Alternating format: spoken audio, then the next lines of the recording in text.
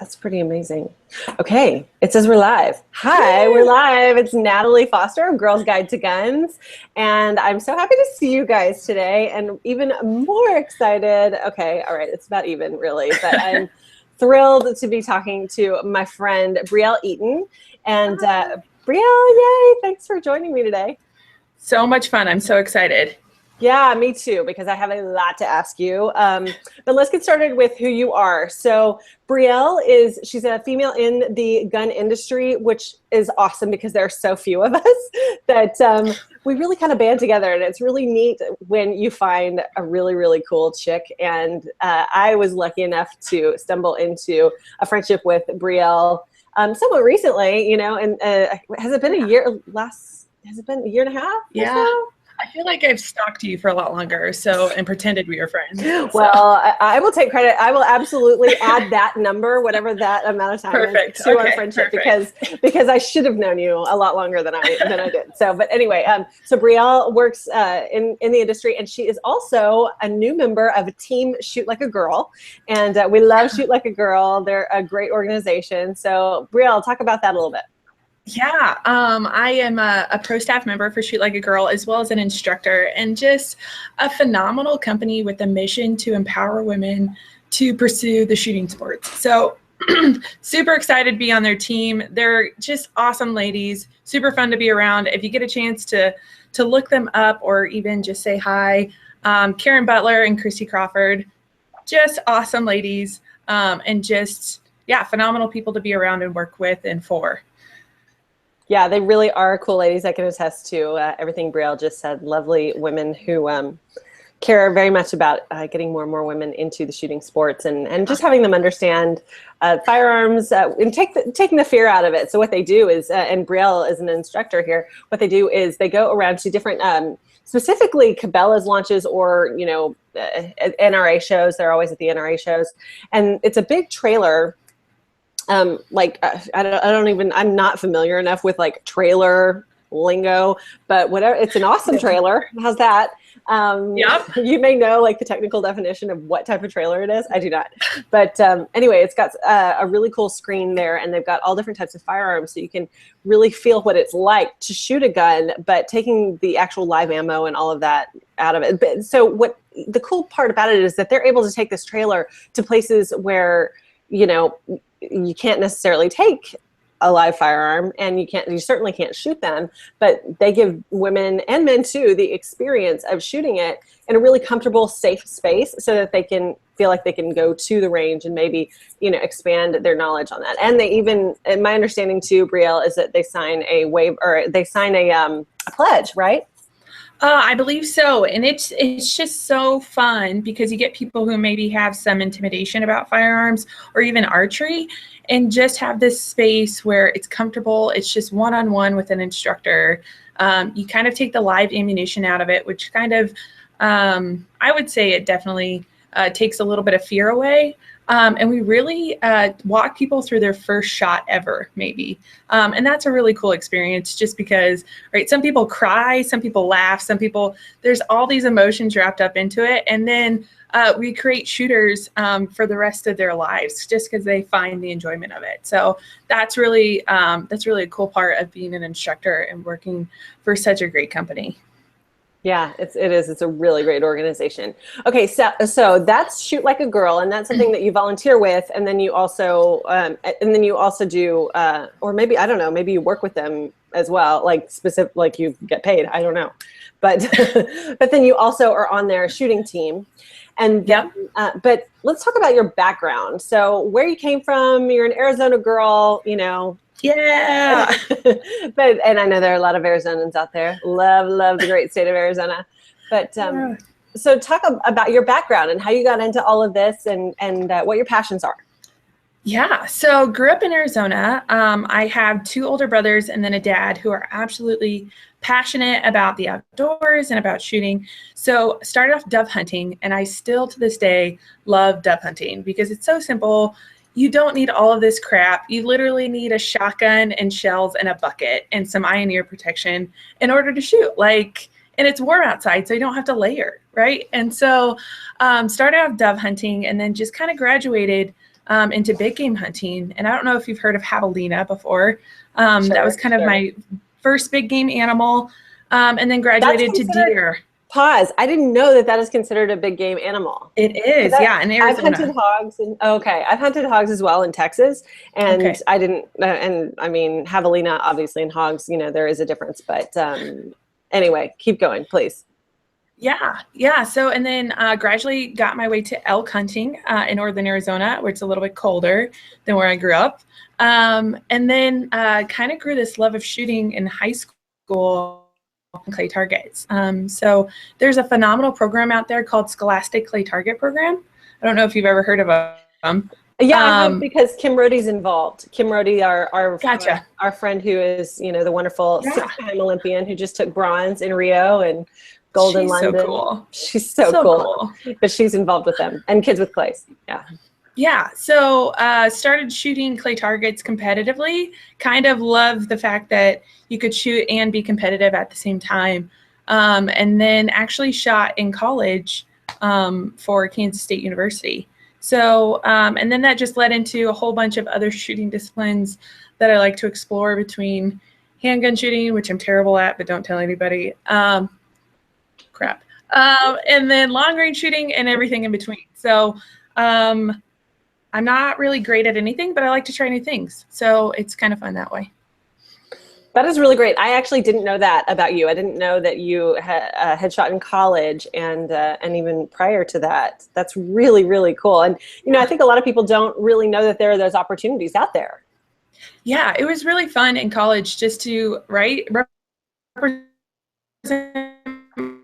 my school, be able to go compete against CSU or Wyoming, or in this capacity of we're shooting clay targets and we're doing something really cool, and just be able to kind of have school rivalry in the realm of shooting, which was kind of.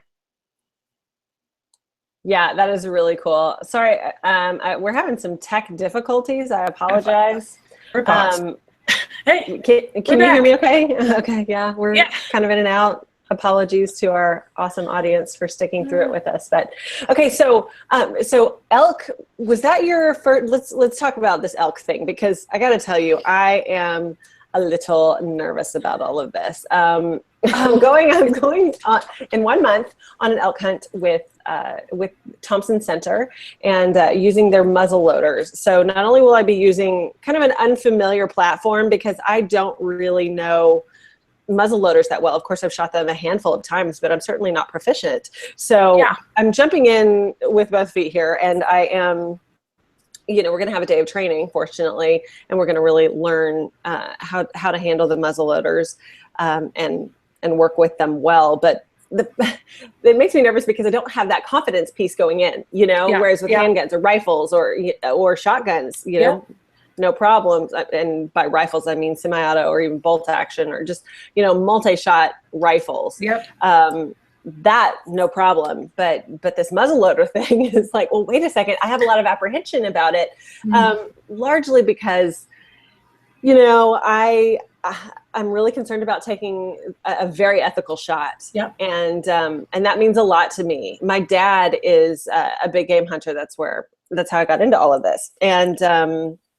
And he's also a physician, and his major in college was zoology. So he knows animal anatomy, and he, as you know, as we all know, most hunters are extremely ethical people with deep love of you know, just the outdoors and conservation, and of course they love animals. And so seeing one suffer is just, it's awful, right? And so that's what I'm afraid of. I'm really afraid, because one time I had a really awful short story. I had a bad hit on a hog, and it haunts me. you know, and I was finally able to put the hog out of its misery, but it wasn't fun, and it was and I never want to make another animal go through that. And anyway, so just talk me through this elk thing, and especially since, you know, you moved on to that quickly after shooting birds. Yeah, so elk is probably my favorite species to hunt, and between elk and turkey, because so far, I haven't hunted a number of things, but because they are such vocal animals, like there is something so special and so unique about when you wake up at the crack of dawn, which is some days hard for me. Okay, most every day, days. yeah. No, I'm right there with you, but I have an infant, so I'm a little more used to it now. To that bugle in the morning and the hair on your arms stand up, and it's just this glorious, wonderful experience of these majestic, huge animals. And I mean, elk are the size of a horse, and their hearts are, I mean, probably the size of your chest cavity. So for me, elk hunting, right, it's a bigger target to hit. So if that gives you any confidence of, hey, I have a pretty big target to hit at a closer range, that would be really what my 2 cents there, of to build your confidence of, hey, your target isn't, right, a fist at 100 yards. Maybe it's a manila folder at 100 yards. So elk are just, they're amazing creatures, and man, they're just so cool, and so tell me, so much fun. Yeah, well, it sounds like it, and I mean, I can feel how much you love it, and and it's kind of, it's rubbing off. I feel it as well. How do I prepare? Like, what am I doing? I don't know what to do. I have some camo, you know what I mean? I have some camo from that I absolutely love. You know, a hat tip to Prois for all of their amazing camo. It's fantastic gear, but and I've got some good boots and all of that, but I got this laundry list of what I'm supposed to take from the outfitter the other day, and I was overwhelmed. And yeah, and also it made me think too, geez, this is a little cost prohibitive for a lot of people, you know? Yeah, absolutely. Another reason why I love dove hunting, right? But elk hunting, so where I would start is take an inventory of what you have, right? So some camo, that's awesome. Do you have some boots? What are the boots made for? Are they made for hiking, right? Or are they made for maybe like swamplands, or are they made what kind of boots are they made for, and what kind of activity are you going to want to do in it? So a lot of times I've got some Chippewas, just so we can start. I've got some Chippewas that I got for an episode, a turkey hunting episode, season 1 of Love at First Shot on NRA Women. And, you know, they seem to be very versatile boots, but one of the items on the list was, you know, insulated versus, they want you to bring 2 different types of boots, which I don't have 2 different types of boots. So I got to go out and handle that. But, you know, it's one's insulated, one's not. And then that's tricky too, because you gotta prepare. I mean, you gotta have the moleskin and all of that to prevent blisters, because there's nothing more miserable than having painful feet when you're trying to hike and get That's an animal. valid. That's so another miniature side note and fun fact for my dad. So if you do get a blister, most people use moleskin, but he found something called leukotape, which is, it's based out of the leukocytes in your body. That's what it's named after. It will stay on for days. So if you're in the backcountry or if you're hunting and you get a blister, get some leukotape, put it on. It's going to stay there for 3 or 4 days, and will even stay on when you shower. So great. If you do get a blister, easy, quick fix, and you will not regret it. And where do I grab that? Is that like a CVS Walgreens situation, or is that more of like an outfitter would have it? I have found it, it's probably on Amazon, I would say, for sure. And could probably find it at any CVS pharmacy or something like that. But yeah, it's, if you go into any backpacker magazines or like blogs or things like that, they cannot praise it enough, and neither can I. Okay, good to know. That's a really good tip. I'm sure that will come in handy very soon. Okay, so next, keep telling me about all this. So, so I would start first with, okay, what are you going to do? So are you going to have a base camp, and then you're going to be hiking out of that base camp? Are you going to have a base camp and then riding horses? Are you going to start somewhere and then get out and hike? So a lot of it depends on what kind of activity you would do. I would kind of prepare for all of it, just because maybe you don't know what you're going to do. Right, but this is where I would really want to talk with my guide, right? Yep. Okay, great. Absolutely. Yeah, we have a phone call to do that. So This is great because I'm learning all the questions I need to ask my guide. Perfect. Yeah. So, right, for an example, just in deer hunting, and I'll just take this example. So if you're going to go sit in a tree stand, you want a lot of layers on because you're not moving and your body's sitting still and it's going to be cold outside. However, if you're spot and stalking, which just means you see the animal, you're going to try to get close to make a shot, your body's going to be moving. And so with that, all of your physical things happen. You're going to start sweating. You're going to start getting warmer. So you want a lot of breathable layers. But if you wear those breathable layers up in the tree stand, you get cold a lot quicker. So a lot depends on what kind of activity you're going to do in order to best dress for the hunting scenario. Gotcha. Okay. And speaking of cold, because I am always cold, it's just yay, Southern girls. Yeah, I know, right? I know, very thin skin growing up in Texas and living in California. But anyway, so how do I stay warm? I mean, obviously, I've got my really good layers, and that's key. But then, you know, you've got the Leukotape. Is there a good product that you really like for staying warm? Yeah, so Cabela's actually carries this product, and it's called X-Wax.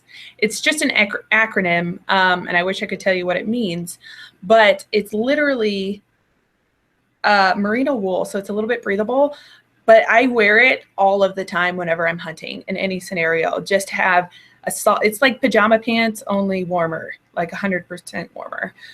So they have base layers as well as layers on top. And I've heard silk layers also work really, really well to help keep that heat in your body. Okay, wonderful. Okay, that's really helpful. So anything else that you can, just gear that you happen to think you just can't live without, you know, especially something new that maybe experienced hunters haven't necessarily heard about yet? So I personally love vests a lot, just because sometimes jackets can feel really bulky, right? And you have all these long sleeves on and everything around there, and you're hiking and sometimes I feel humongous, like a marshmallow man going around in the woods. Oh, I know. There's nothing there. Even pretty camo, and by pretty, that's in quotes, right? Pretty camo, right, meaning like cut well, and you know, you feel actually like a female in them. You still absolutely, I mean, you do. You walk around kind of like puffy. So I really like vests for the reason that it keeps my core warm, which is going to keep all of my vital organs warm while I'm hunting. So if you think about your heart, your lungs, especially your kidneys in colder weather, right? If you're going to sit down and you have hot hands, stick those on your kidneys. This is kind of more for maybe tree stand hunters, but that will keep your body warm for a lot longer just because it helps circulate. Oh, okay. That's what it is. So it helps with circulation, keeping the hand warmers next to your kidneys. Yep. Okay. I'm sorry to interrupt you, but that makes sense because I remember in my camo, actually, in the Proas camo that I have, they have a little spot for that very purpose to keep your kidneys. Yeah. So, all right. This is a thing hunters know. Again, I had to learn. I had to learn the hard way. Well, I really am more of a self-defense girl, right? Like I know more about self-defense and just recreational shooting, right? I do it because I want people to enjoy it the same way I do. And for me, that's kind of an entree into understanding their rights and understanding how important the Second Amendment is for our country. And so it's about fun for me, but this is like, hunting is a whole new world. Hunting is serious. And I'm going on this hunt because, I was asked, and it's an honor to be asked. But then beyond that, it's definitely stretching my boundaries in a lot of ways. As a new mom, I am spending the first week away from my son that I've ever spent. So that I may cry just thinking about it. It's like emotional. And then, and then the whole thing, it's also emotional when you think about, I mean, hunting it's a very emotional, very, deeply spiritual and for lack of a better term, connected activity. What were you gonna, sorry, I talked over you. What'd you just say? No, I was just saying hunting, it is such a connection to the land and as well as to our food. For me, hunting has turned more into providing food for my family. And what does that look like?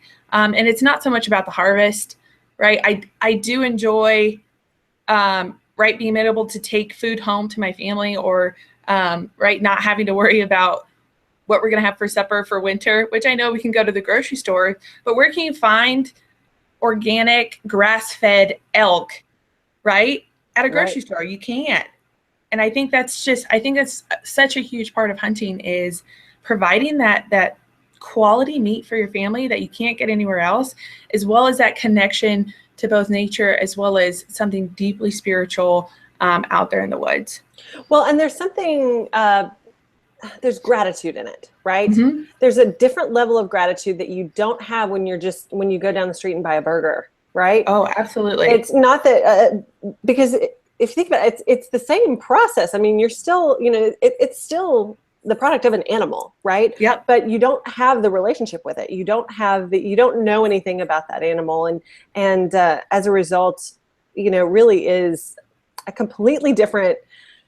Okay, I'm sorry if this is getting a little hippy dippy for some of the non-Californians out there, but I'm a Texas girl at heart, so But I think it's really important that we stop and take a moment, more than a moment, or take a week, a month, whatever it is on your hunt, and appreciate, because the gratitude does so much for you as a human, right? I mean, we've talked about this a little bit. I'm flashing back to a conversation you and I had at SHOT Show, Over chips and salsa, Over chips and salsa, yes, Brene Brown. You and I are Brene Brown fans, aren't we? Well, absolutely. Oh, she's man. awesome. But it's, in all seriousness, it's those elements that make us human. Absolutely. We can skim over and make light of it and talk about hunting in kind of a methodical and technical way. But there are those aspects of it that are really difficult or next to impossible to articulate, right? Right. What's amazing about the hunting community and culture is I don't know if I've met a hunter who isn't willing to give back. Right. And that to me signifies that it means so much to them. Absolutely. Right? There's something, it's hit their heart in a way that really is difficult to express. Right. I think so many hunters believe that hunting is bigger than just them.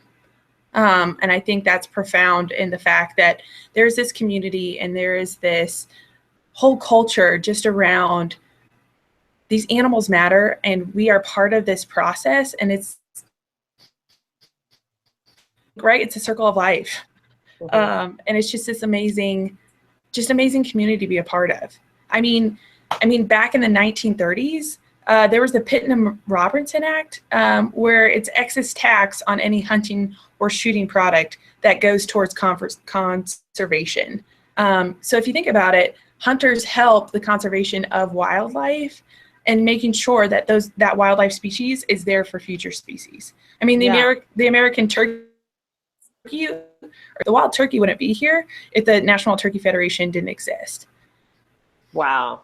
Yeah, that's really interesting, because that's also similar to what happened in Louisiana with the gators. Yeah, that's my understanding. And then, it's really true. The more I talk to hunters, and obviously I grew up in a hunting family, mm-hmm. but I don't know that I ever really appreciated it until I got into the shooting community and really understood how it really is a way of life. Like, this to me is like a little, just, dipping my toe in, like a little foray into somebody else's world, which I am so happy to do. I mean, it's mm-hmm. almost like traveling abroad or something like that, Right. I'm not gonna live in that space, in that world. That's just not the life. It's not conducive to my lifestyle, but I do think it's really important to try.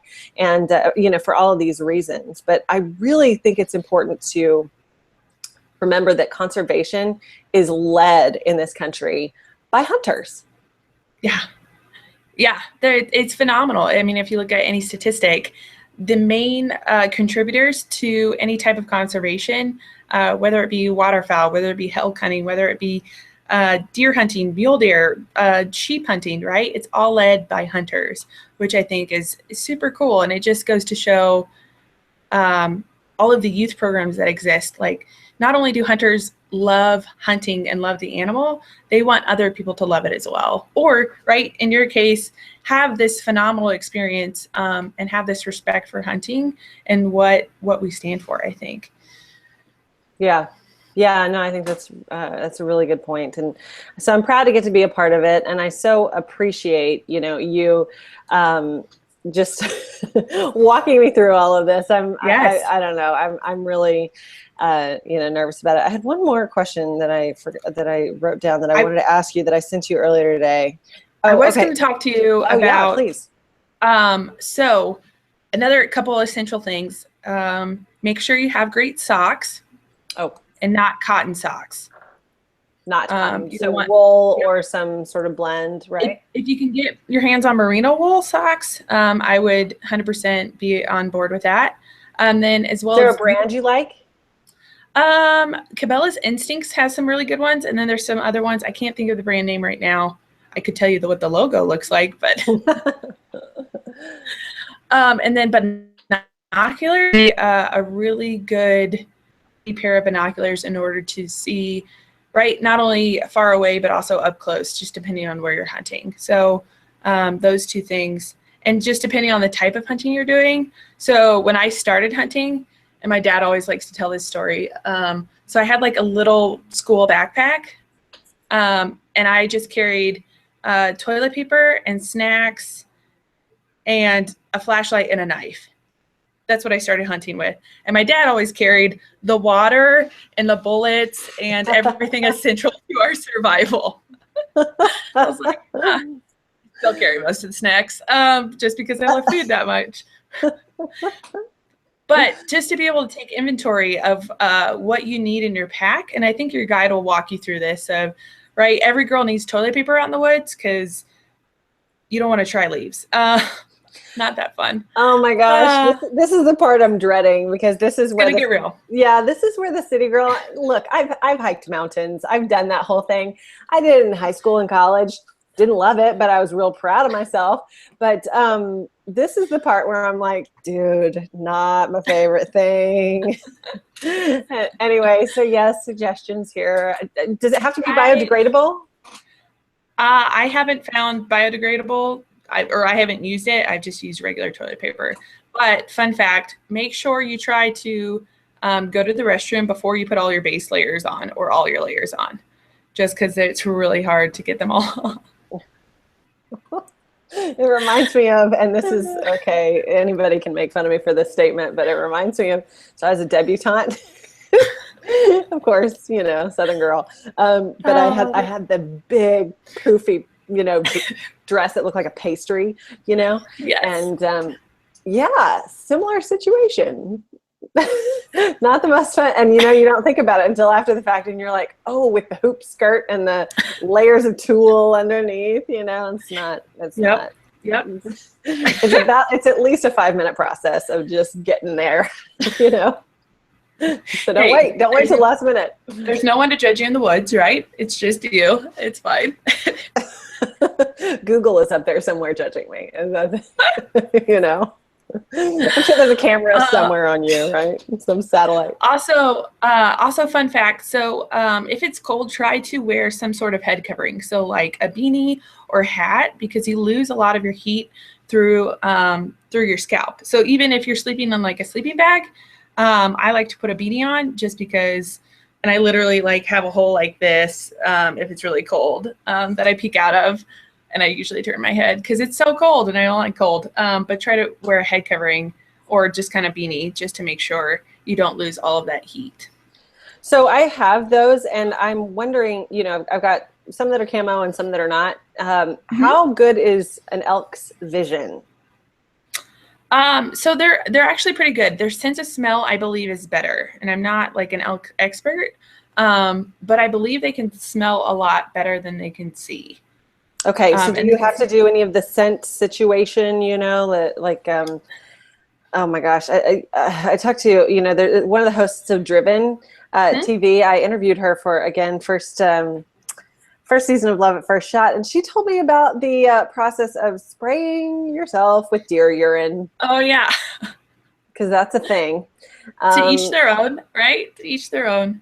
Kind of depends on your preference, on what your guide's preference is, and what type of hunting you're doing. I've done it both ways. Some people say it doesn't work. Some people say it does work. I know elk urine will attract a bull during the rut. And so just to, the bulls are making moves on the ladies. So that's called the rut. So that's when they're trying to find plenty of girlfriends. Dating season. Yeah. Yeah. Definitely. So boys are a little crazy. Boys are a little crazy during that time. So that's why it's the best time to hunt them, because they're focused on something else other than trying to survive. And what does that look like? What's the time frame for the rut? So it depends on state and kind of geographically. Excuse me. So for Arizona, it would be around early September. And then Colorado, generally around that same time. I know what it looks like in other states, but that's kind of when everybody gets excited and the rut's on and you can see them acting crazy. And that's when the bulls will fight over. So when the bull elks fight, they are fighting over either territory or a cow or something like that. So it's just very aggressive. They're very focused on one thing. So that's what kind of helps hunters and being successful. Gotcha. Okay. Yeah. Wow. Yeah. So that's all of this is still, it's over. I mean, you're definitely helping me figure out some of this, but it is still overwhelming. And it's one of those things where, again, just experiential, you have to kind of jump in and figure it out. Right. Yeah. And so the Rocky Mountain Elk Foundation, they actually have a webpage just on information about elk. So simple terms, right? I'm like, I don't need to know the genus and species of every animal that I need to hunt. I mean, it's cool that I do know that, but they're like, what's a female elk called? A cow. Like that simple terms of just give me straight basics. So I would recommend going there. Okay. And they just have a ton of information about their habits, what they eat, kind of what they're called, some history about them, different species. So there's different elk species, things like that. Just great resource to go and look at. That's amazing. This is exactly what I need to be able to prep. So are there any other resources like that? I mean, that's killer. But should I go to the library? Should I, obviously I want to do as much research as I possibly can, but the Rocky Mountain Elk Foundation, I know is key. And then, I don't know, are there any other organizations? Should I look at SCI, Dallas Safari Club, anything like that? I think for elk hunting, Rocky Mountain Elk Foundation would probably be the most solid reference that you can get. Okay. And just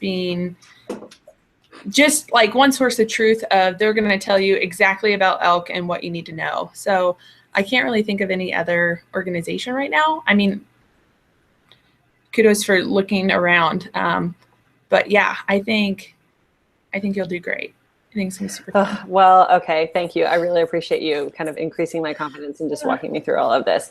But, I know there are some other viewers out there who will be looking at all different types of hunting. I mean, yep. The deer season is on in a lot of places already. And I know dove season is open as well. It's a really broad question, and we can touch on maybe just your experience, and your favorites that you've already talked about, or expand wherever you'd like to. But what should they be, if they're going hunting for the very first time in their lives, what should they be looking for? Or what should they anticipate? So I love that question, and it's kind of perfect timing just because I went antelope hunting for the first time last weekend. I saw that. That was amazing. Thanks. Yeah. And I've never been antelope hunting, and I'm trying to understand this animal, which is completely opposite of a deer. I mean, a deer during the daytime, it gets hot. They usually want to find shade, find some cover, and they use their sense of smell to really help them signify if there's going to be danger.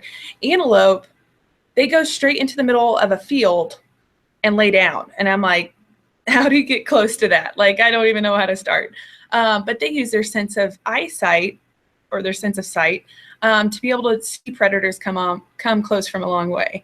So hunters, and so there's this t-shirt out there that says world's okayest hunter.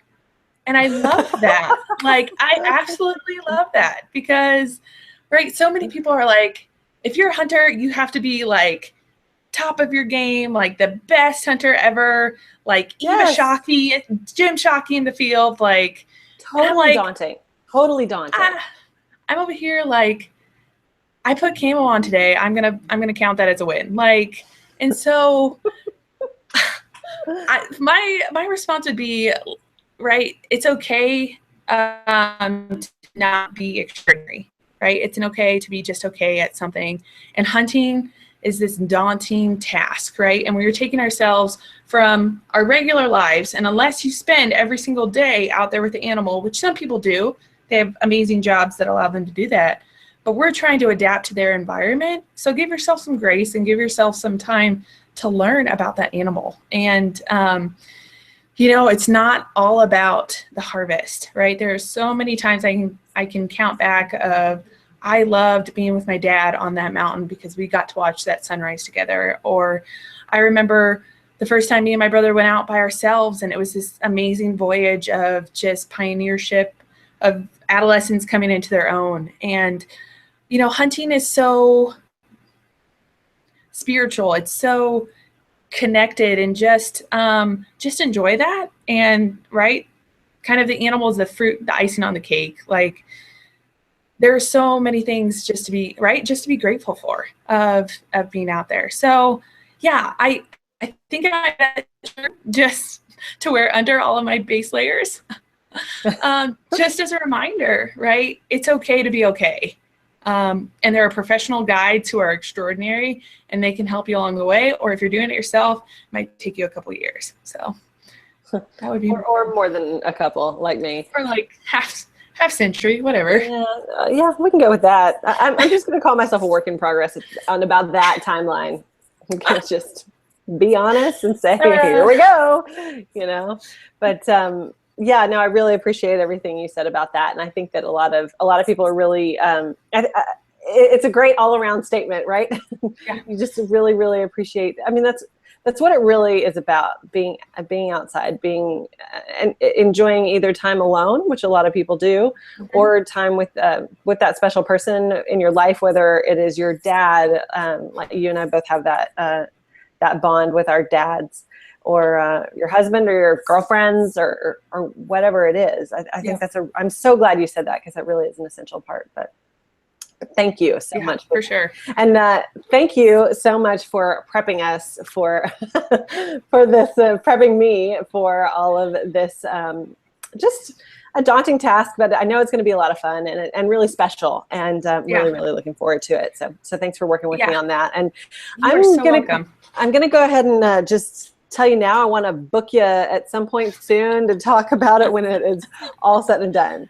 Perfect. But I still have no idea really, you know, what to anticipate other than what you said. So it was really funny when I was sneaking up on this antelope, and I'll just kind of wrap things up on my side with this. And I also say this when I'm driving in snow, is to be braver than I feel. Right? And just, there's so many feelings and so many emotions wrapped up in hunting, wrapped up in, for me, driving in snow, because I'm an Arizona girl. But right? So many times I just need to step out of those feelings and be brave. And sometimes that requires us to do things that are out of our comfort zone, like for you, going on an elk hunt, right? So I applaud you for being super brave and super courageous. Super proud of you. And I know you're going to do awesome and just have the time of your life and probably get addicted. So. Well, now I think the audience can see what I love about you. You're just such a sweet, kind, encouraging person who makes you feel better in an uneasy, you know, and going through an uneasy process. But I really appreciate all of that, and just you and your heart and your time, and you know, look forward to chatting with you a lot more. Yeah, absolutely. Have fun. It's going to be awesome. I hope you figure out peeing in the woods. You're going to do great. Yeah, I'm super stoked about that. Super stoked. Anyway, thank you guys all for watching and chatting with Brielle and I. And if you want to get a hold of her, Brielle, how do they find you on social? So at Facebook, I'm Brielle Eaton, and then Instagram, BreezyB1911. I feel so cool. I'm like Breezy B. Maybe not that cool. Whatever. Did you keep that from when you were in junior high? Maybe I did. Maybe I didn't. I don't know. We need to get you a fan page, girl. That's what needs to happen. Maybe so. Maybe so. All right. Well, thanks again for your time. I look forward to chatting with you very soon. And thanks, everybody. We'll see you soon. Bye.